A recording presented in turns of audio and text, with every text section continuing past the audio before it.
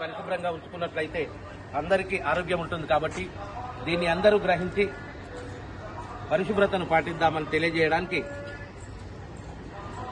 అచ్చా శంషాబాదు మనది స్వచ్ఛ శంషాబాదు, మన పరిసరాలు పరిశుభ్రంగుంటే ఇది అచ్చా శంషాబాదు.